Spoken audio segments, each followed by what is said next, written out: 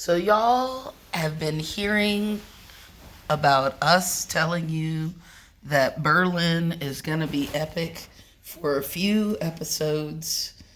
Um, we hope we don't disappoint. Like, really, it's been a long time coming. In the words of Sam Cooke, but basically. So the thing about Germany is that Germany has been under a number of different governments, one of which was imperial, despite the fact that it was calling itself socialist. And the other one it actually was an empire. Like, Germany was interesting because there have been kings and queens of Germany. There have been, and the kings and queens had empires, but they didn't call themselves Emperor so and so. And it was in Germany back then. Right. I think it was Austro-Hungarian Empire. Yes. And even still, I don't think they called themselves Emperor so and so. Yeah, I think they called themselves Kaiser. Right. Which is, and before people say, well, that's the same thing. I mean, yes and no. It's like Russia. In Russia, they were named after the word Tsar. Exactly. Which is, yes, is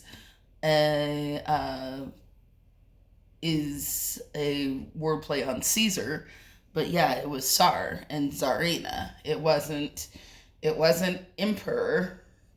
It wasn't emperor or empress. I didn't know it was a word that came from Caesar.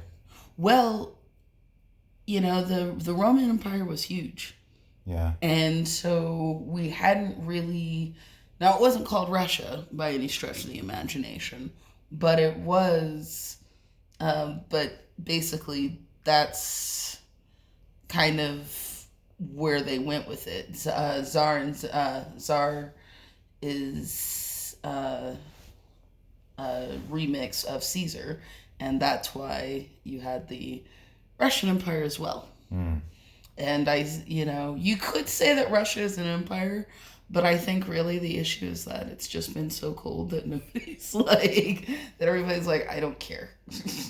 But what about, no, it's cold. And before anybody accuses me of being a Russian propagandist, all I'm saying is that the geography has meant that conquering Russia has been a goal for a number of emperors, but they haven't been able to do it because it's big and it's cold. Yeah. So it's like that's largely what's protected Russia thus far. But basically, so Germany has had a number of different government iterations, but the one that everybody talks about is its socialist reign. And the reality is that only lasted 12 years. Almost nobody talks about that, but it's like it only lasted 12 years. Was it horrible? Yes, that was horrible. But if you look at the circumstances of oppression internationally, there are countries that have had oppressive governments and oppressive mindsets for much longer than Germany ever did. I mean, one of the reasons that I got interested in kind of seeing how the U.S. hides its evil face is because of a book called How to Hide an Empire by Daniel Immerwahr. And by the way, he did actually mention that he has Nazi roots. Like Immerwahr, he's got German ancestry, and so he was interested.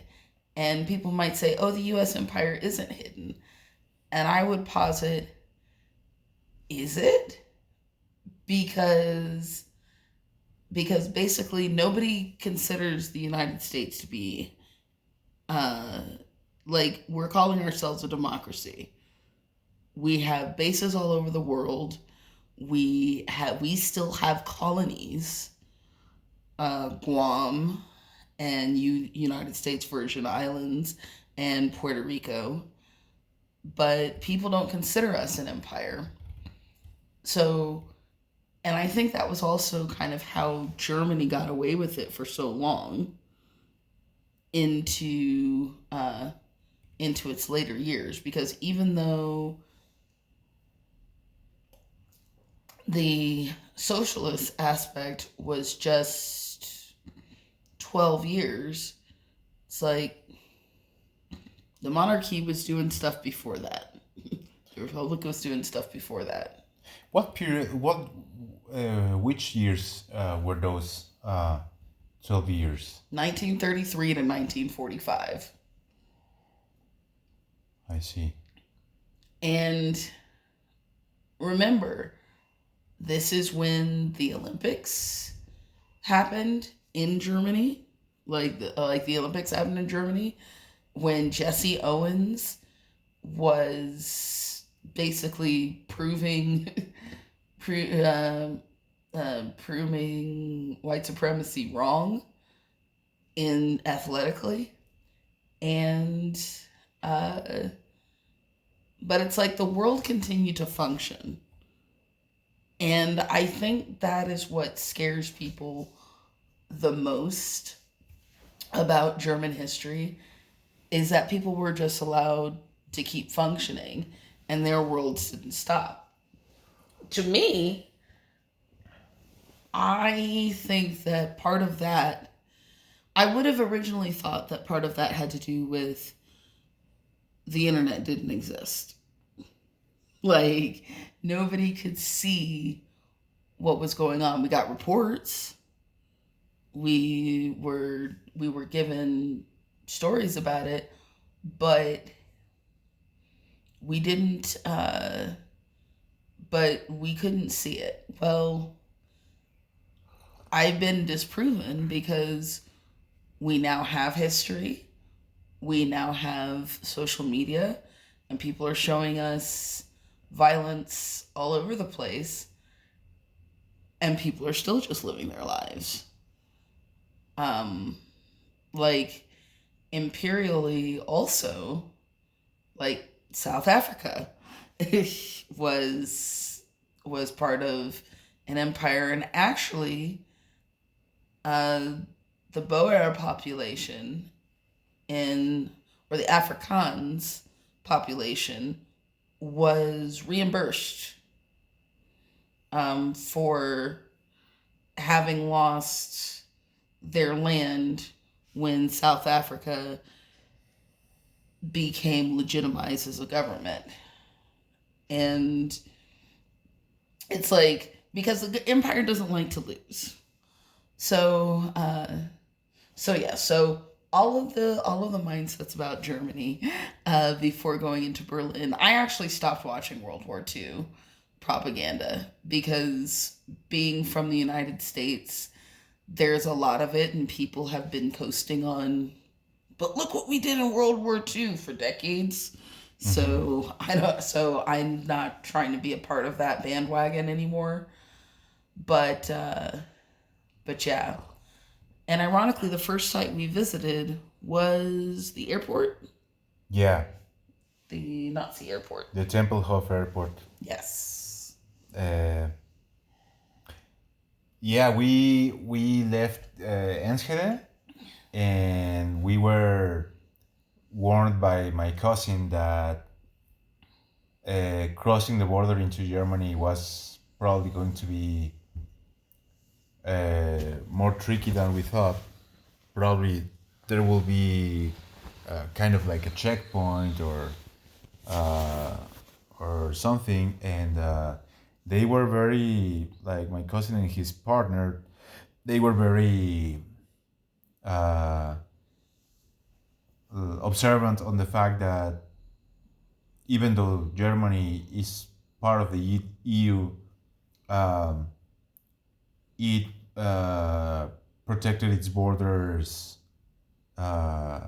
more significantly than when I crossed from from France to Belgium on my bicycle. Which is why you just pronounced it Brance.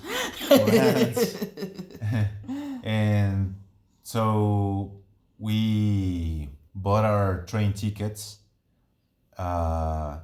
We actually left earlier. We catched an earlier train because we thought we might get earlier to Berlin, and that way it won't be as late as like. It was gonna be like 9:00. Yeah, I didn't want it to be, since we were expecting delays. We thought let's get ahead. Right. And if we get delays in the train, we will still get there not so late. And because we were going to stay at another cousin's house in Berlin, and so we didn't, and she was waiting for us to have dinner with them. So I didn't want to be late.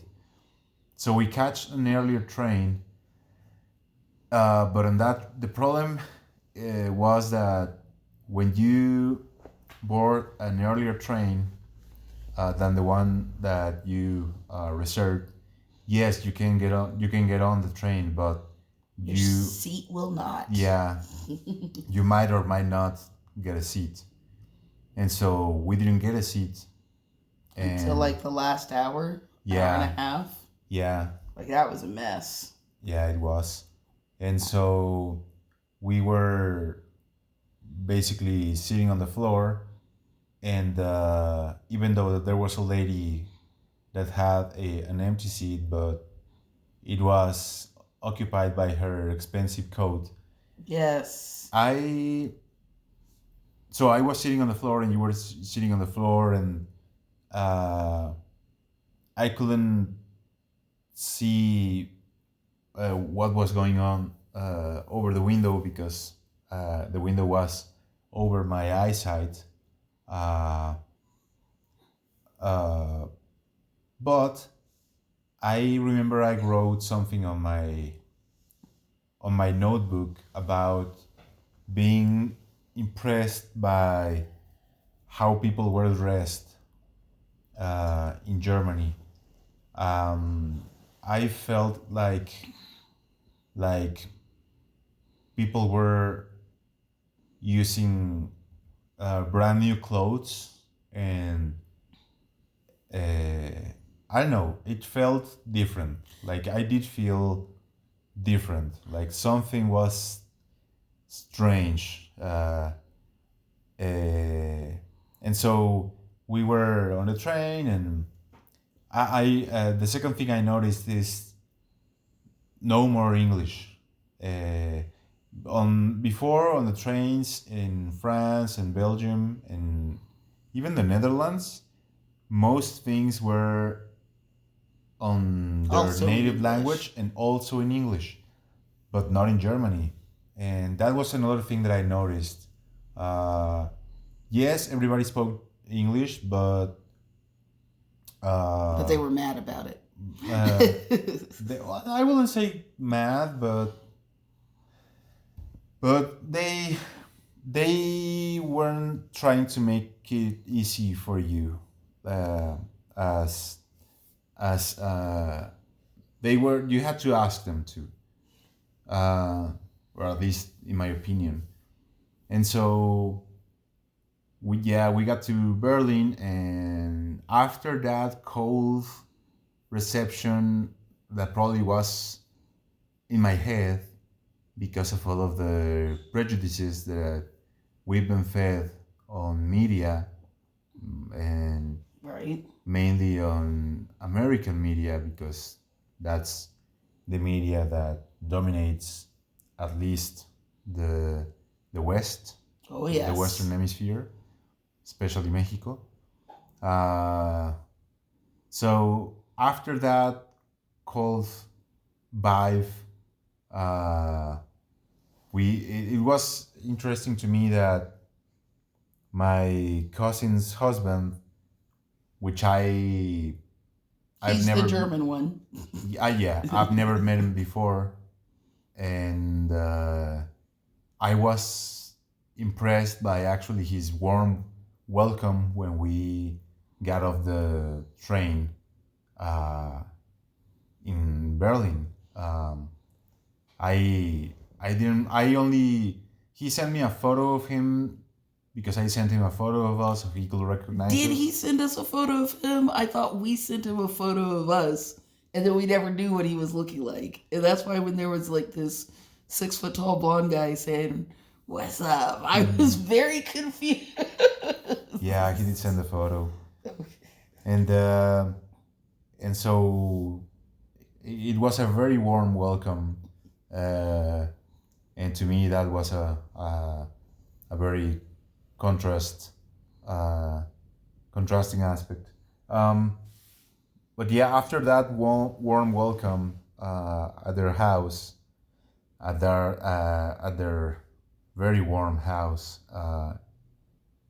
the next day we went to visit um, the farthest place on our list, which was actually very technically close, very close to the house, and that was Tempelhof Airport. Tempelhof Airport was one, if not the only, uh, airport that, like the main airport during the Nazi regime. Uh, it's located south of Berlin, and for today's standards, it might be considered small, but uh, at least the building. Mm-hmm. But right now, it's a public park, and it's huge. Like for being a public park, for a public park, it's huge, and we went there after having rested, and so I think it was golden hour. Yes, it was. In fact, we were a little bit nervous about going there because we thought that there wouldn't be enough light. Yeah, But it was actually perfect because we got there at about 4, yeah, and it's not just a public park. It is a public park with very few vendors. yeah, This is important because anybody who has been to parks in the West, you are constantly, constantly bombarded with people trying to get you to spend money. yeah, Like, you cannot be in a park without consuming 9 times out of 10. Yes, in the United States, there are pocket parks. Yes, there are a couple of, like, if it's attached to a school, maybe that's how you avoid it. But big parks, like, they want to sell, like, they're trying to take your money from you. And for people who say, oh, but, the city has to make money, yeah, maybe if cities didn't offer tax incentives to everybody just for existing within city limits, and they wouldn't be short on funds, and they could do things like fun parks. But no, Tempelhof is huge, and there are almost no vendors. There are some vendors, but that's because like they're people with who teach lessons about rollerblading, or they teach people how to fly a specific kind of kite, or they um, their bicycle groups, which was really cool because it's like because it's a closed circle, it's a very safe place to ride bikes and practice riding bikes. Now you're not gonna learn how to gain a lot of speed except on flat terrain, but it's very open. And another thing about, and this feels ironic now, in the Tempelhof Airport there was also refugee housing. Yeah, we immediately went towards the building of the airport Mm-hmm. because I wanted to photograph it. And after we passed the building, we encountered a fenced community of something similar to Tiny houses. something Yeah. similar to ship containers. But those ones were actually just like the ones that we saw in Paris that housed construction workers that live next to the construction site, uh, uh, or actually just sleep there. And But these were slightly nicer because it was next to a park. yeah, It was fenced in, and they had porches. yeah, Like they basically humanized the space. yeah. And we were curious about why they were behind the fence. Why were they separated from the From the park. park? Because they didn't have access to the park, or at least I didn't see one. And but yeah, I actually didn't see any vendors of any kind. Mm-mm. I was thinking about the similarities between Tempelhof Airport and another former airport that was turned into a park that you took me to in Austin. Yes, the Mueller development. Oh my gosh, no, and the Mueller development. Oh my sweet goodness.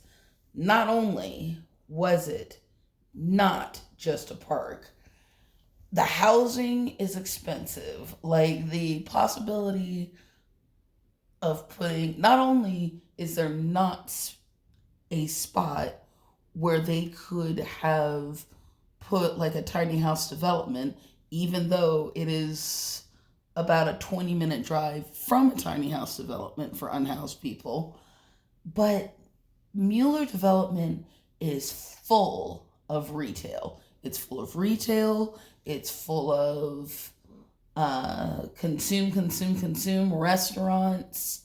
um, restaurants, little couple of museums, pay like expensive kid museum, uh, bus stops. So that's something good. But the housing is among some of the most expensive in the city, which was actually a slap in the face because everybody was like, "Oh, you're gonna revamp the Austin airport." And to anybody who is wondering, yes, I did fly out of that airport. I actually, in the year 1994, I flew out of the Mueller Airport, and I flew back in to the Bergstrom Airport, Which is the new one, right? which is the new one. So, uh, yes, I'm very familiar with that area. But basically, to put expensive housing right next to housing, again, it was University Hills, predominantly black community. So all of this expensive housing, raise the property values, and actually an after school care worker that I talked to at another school that wasn't far from Mueller by car said, yeah, actually we were told to take our kids away from this park because our kids were deemed poorly behaved. And I was like, that is so ironic because I thought that Mueller was supposed to be for everyone. But no, that's a vast difference with Tempelhof, because Tempelhof, it's like everybody was there. Like you had the spandex brigade on bicycles, you had kids with training wheels on the circuit, you had people rollerblading, you had people having picnics, you had people just walking like us. Like it really was a very communal space, which is why, yes, that fencing was weird, but I think for the housing, the concern was that we don't want people coming in to harass these folks because since the rise of social media and people who don't know anything about boundaries, it's like they didn't want these people who are already dealing with being in fairly exposed housing to then get exposed to people who, no, I just want to see, just tell me your story, because it's like I just got home from a 12-hour shift. What do you want? They were refugees, right? Yes. And the only reason we know that is because we talked to somebody who worked for the government who said that that's was part of a project that they were kind of seeing how it worked. But no, I thought the space was very welcoming. Yeah. And that's what I liked about it. Yeah, it was we were a bit stressed after our trip from Enschede to Berlin, and Our day of travel. My yeah, gosh. and that was a very good place to vent. It was huge. There were even people doing what's that sport in which basically they are on skateboards pulled by a huge I don't know what it is, but that's paraglider? kind of paragliding, yeah. Land paragliding, I guess. I guess. Cause I think my only Windsurfing. yes, windsurfing Or kind wind of. skating, because Yeah. technically it's not surf. Right, because you're on the ground. But no, it was just like, and it was just a really cool place, and it was right next to a grocery store. It was right next to a great, because the reason why that site was close to the house is because there's actually a train line that just kind of goes in a circle around Berlin, and we were just like, what, 4 or 5 stops? Yeah. Like it was really close. Uh-huh. So we did that, and then we came back, and it was like, and it took us about 30 minutes total, and that's walking from the house to get on the train, get to the transfer, get to the station, and get there. So yeah, that was the first day outside of my cousin's house, and then the second day we went to see very old examples of 20th century architecture, starting by the movie theater. yeah, its former name was Universum Cinema.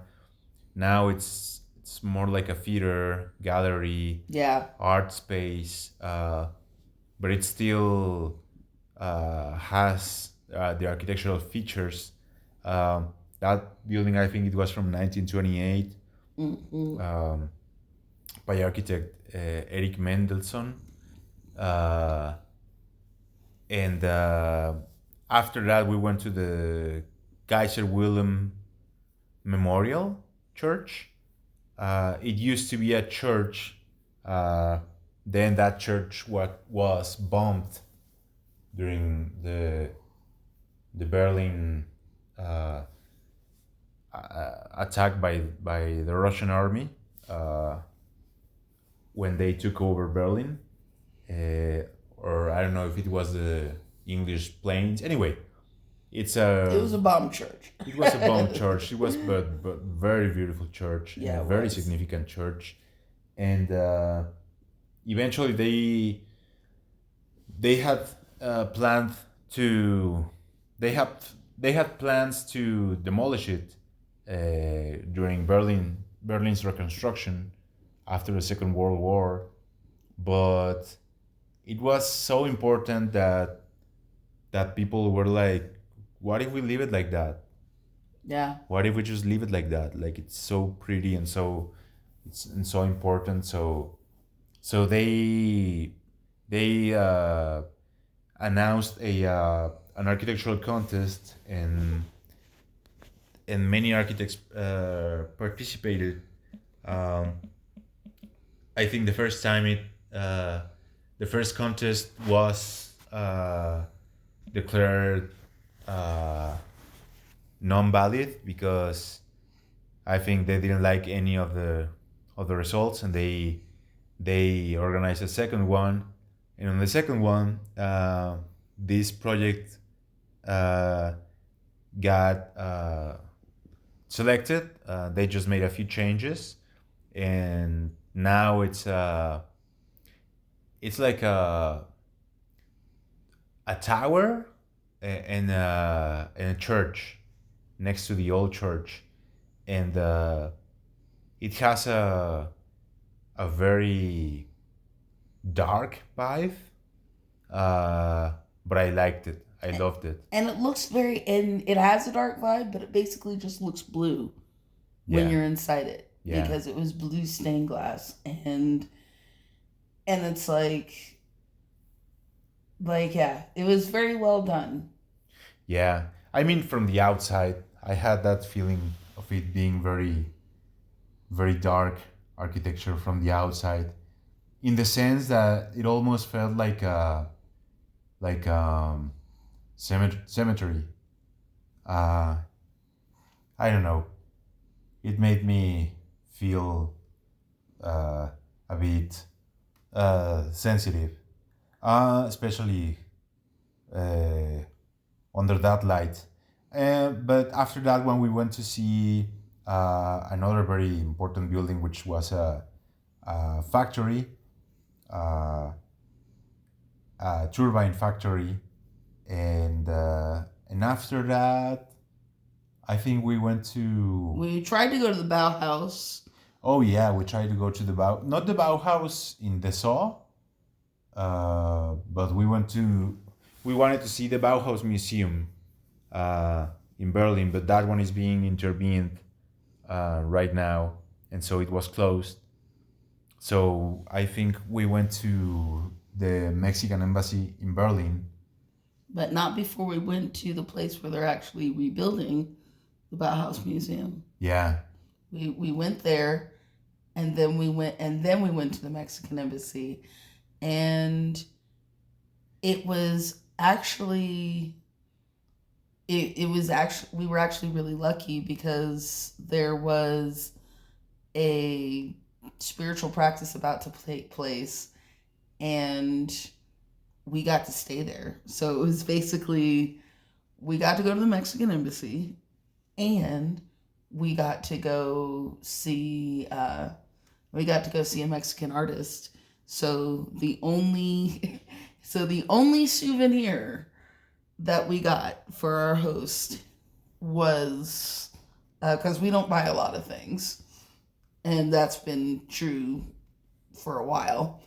The only thing that we offered as a souvenir was basically sand that was taken from Mexico for that spiritual practice to give to his cousin, because after all, she is thousands of miles away from home, Yeah. So it was nice to be able to give. It was nice to be able to give a piece of home. Yeah. That was a nice surprise. We went there to see the building, and then we went inside because well, Because it it was was open. open, and they asked you if we were going to stay until the performance, and so that was a surprise. We're like, yes, we are going to stay until Yeah. before. That's why we were here. Yes, we were just checking to see if you were aware. The artist's name, I think it was Edgar Navarro, I think. I think it's actually Edgardo Navarro. Edgardo Navarro. And he basically made his performance was artistic, but also spiritual, like you said. And yeah, that was interesting. And there was free food also, Yes, and didn't hurt. Mexican drinks, atole, and even Mexican beer. But yeah, there were a lot of people there, considering the size of the event. It was also Edgardo's paintings, not only his performance, but also his paintings. And I like those a lot. I think he's from San Luis Potosí, which is an area Yes. of Mexico Desert. that, yeah, Yeah. and that it had a lot of references to peyote, to ceremonial spiritual practices made around the peyote by indigenous communities in San Luis Potosí. And yeah, I like that. That was cool. And then we went back home. Right. And when we were having dinner with my cousin and her husband, and he asked us, where did you go? And we told him, and I think he took it as a mission to no, you're not doing things right. You're not. Let me show you Berlin. Tomorrow I'll take you to see the Berlin that I know, and yeah, that was for the next day. Yes, that was for the next day. Do you wanna end it there? Yeah, we can. Yeah, I think it's a good point, a good mark. Yes. To leave it for the next episode. And then basically we'll start off with him telling us what for. So thanks for listening, folks, and we'll talk to you soon. Bye. Bye. Talk to you soon.